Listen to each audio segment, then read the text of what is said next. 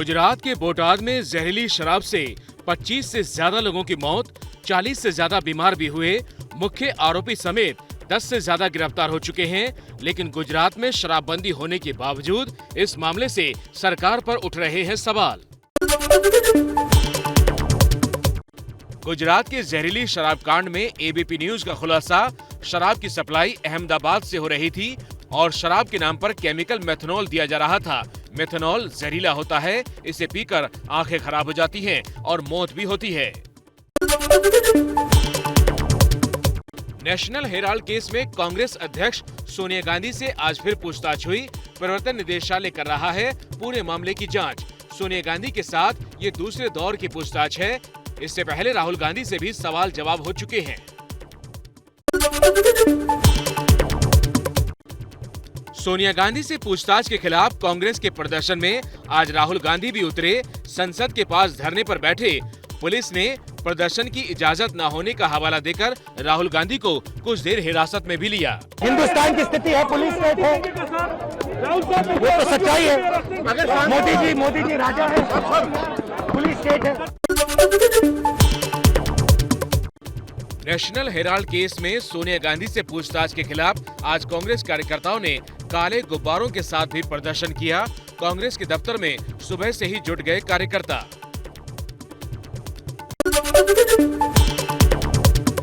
मध्य प्रदेश के इंदौर में तो पिट गए कांग्रेसी कार्यकर्ता। यहां प्रवर्तन निदेशालय के दफ्तर पर कांग्रेसी काली पोतनी आए थे। पुलिस ने जमकर पिटाई की। इस मामले में नेशनल हेराल्ड अखबार की कंपनी एजीएल पर कब्जे के आरोप हैं। आरोप है कि कांग्रेस ने लोन देने के बहाने नई कंपनी बनाकर एजीएल पर कब्जा किया। नई कंपनी में सोनिया और राहुल की हिस्सेदारी है, इसलिए दोनों से सवाल जवाब हो रहे हैं। पश्चिम बंगाल के टीचर भर्ती घोटाले में गिरफ्तार ममता बनर्जी के मंत्री पार्थ चटर्जी से आज पूछताछ हुई। जांच एजेंसी को पार्थ की करीबी अर्पिता के घर से काली डायरी भी मिली है। इस डायरी में घोटाले से जुड़े और लोगों के नाम हैं। अर्पिता वही है जिनके घर से इस घोटाले में 21 करोड़ से ज्यादा का कैश मिला था। जेल में ही रहेगा यूपी के मंत्री टेनी का बेटा आशीष मिश्रा। लखनऊ हाई कोर्ट ने कहा, रिकॉर्ड ऐसे हैं कि अभी जमानत पर रिहा नहीं कर सकते। आशीष मिश्रा पर किसानों को गाड़ी से कुचलने का आरोप है। चुनावी साल में गुजरात दौरे पर निकले दिल्ली के मुख्यमंत्री अरविंद केजरीवाल अपनी आम आदमी पार्टी के लिए प्रचार करेंगे। आज सोमनाथ मंदिर में केजरीवाल ने पूजा अर्चना की। बिहार के मुख्यमंत्री नीतीश कुमार को कोरोना संक्रमण हुआ। पिछले 3-4 दिन से नीतीश कुमार की तबीयत खराब है। रिपोर्ट पॉजिटिव आने के बाद डॉक्टरों की सलाह पर होम आइसोलेशन में है नीतीश कुमार। मानसून सत्र में आज फिर संसद में हंगामा हुआ। विपक्ष के हंगामे के बीच दोनों सदनों की कार्यवाही स्थगित हुई। जीएसटी और महंगाई के मुद्दे पर कांग्रेस समेत पूरा विपक्ष मोदी सरकार को घेरने की कोशिश कर रहा है।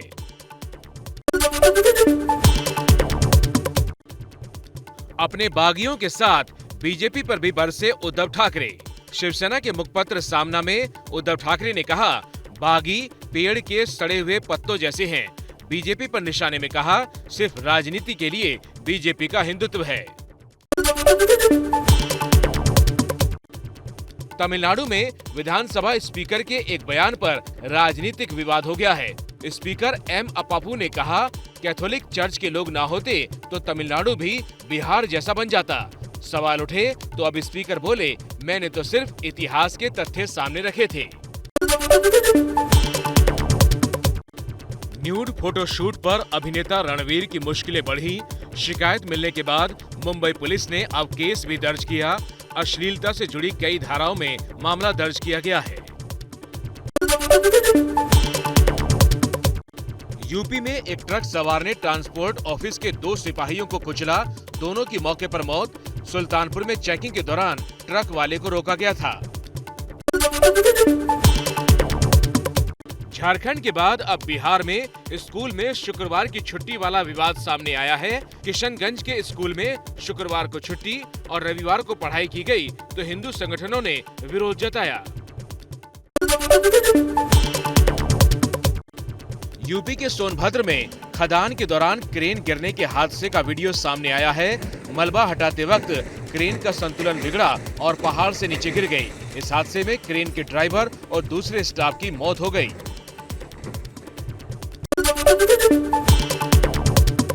महाराष्ट्र के भिवंडी में पेड़ गिरने से हादसा, कई मोटरसाइकिल पेड़ के नीचे दब गई, बाल बाल बची लोगों की जान। चोट की वजह से नीरज चोपड़ा कॉमनवेल्थ गेम्स से हुए बाहर। वर्ल्ड एथलेटिक्स चैंपियनशिप में लगी थी चोट, 1 महीने आराम करेंगे। चोट लगने के बावजूद नीरज चोपड़ा ने वर्ल्ड एथलेटिक्स चैंपियनशिप में भाला फेंककर देश के लिए सिल्वर जीता था।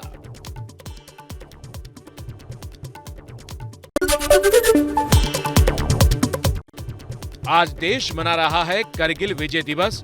तीनों सेना प्रमुख समेत रक्षा मंत्री राजनाथ सिंह ने करगिल के शहीदों को श्रद्धांजलि दी। साल 1999 में करगिल की पहाड़ियों में मुश्किल भरे हालातों में हिंदुस्तानी जवानों ने पाकिस्तान को हराया था।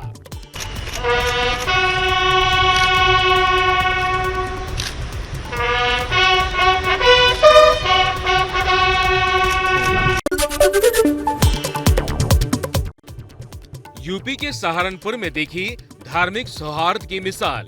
यहाँ कांवड़ियों की सेवा में जुट गए मुस्लिम समाज के लोग शिव भक्तों को पानी दिया और कोल्ड ड्रिंक्स दी।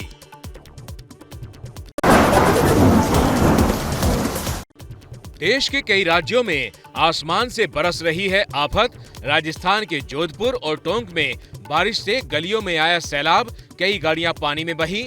कठुआ में एसडीआरएफ ने लोगों की जान बचाई। यूपी और बिहार में बिजली गिरने से कई लोगों की मौत हो चुकी है। अब मानसून की मार राजस्थान में दिखी। जोधपुर में कुछ घंटों की बारिश ने हालात खराब किए। राजस्थान में इस बार सामान्य से 55% अधिक बरस चुके हैं मानसून के बादल। राजस्थान के जोधपुर में रात को ऐसी बारिश हुई कि सड़कों पर पानी में बहने लगी कारें। 2 से 3 घंटे की लगातार तेज बारिश के बाद यहां हालात खराब हुए।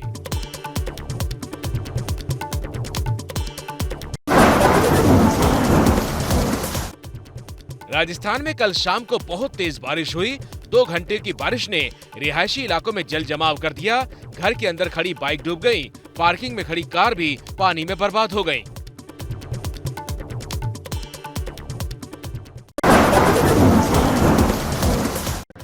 राजस्थान के बूंदी में तो पुलिया पानी में डूब गई। उसे पार करते वक्त कई मवेशी लहरों में बह गए।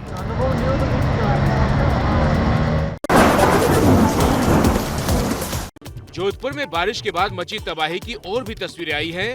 तेज बहाव में एक मिनी बस और कार फंस गई। एक शख्स भी पानी में फंस गया। बस को पकड़कर किसी तरह जान बचाई। राजस्थान के रामेश्वरम महादेव मंदिर में बारिश के बाद डरावने हालात हो गए। यहाँ पहाड़ों से गिरता झरना बन गया। सीढ़ियां भी पानी में डूबी।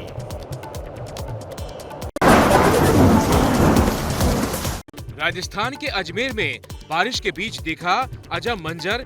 यहाँ पानी में बहने लगे गैस के भारी भारी सिलेंडर। हैदराबाद में बारिश की वजह से रात में हालात खराब हो गए। रिहायशी इलाके में पानी इतना भर गया कि कई स्कूटर और बाइक पानी में बहने लगी। दक्षिण भारतीय राज्य तेलंगाना में एक किसान नदी पार करते वक्त फंस गया। बन रहे पुल के खंभे पर चढ़कर उसने अपनी जान बचाई। बाद में गांव वालों ने रस्सी की मदद से लहरों के बीच किसान को सुरक्षित बाहर निकाला।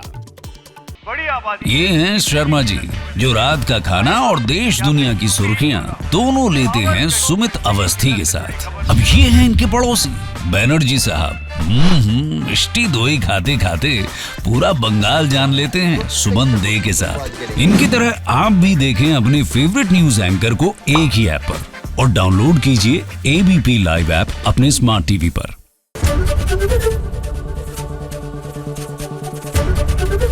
एबीपी न्यूज आपको रखे आगे।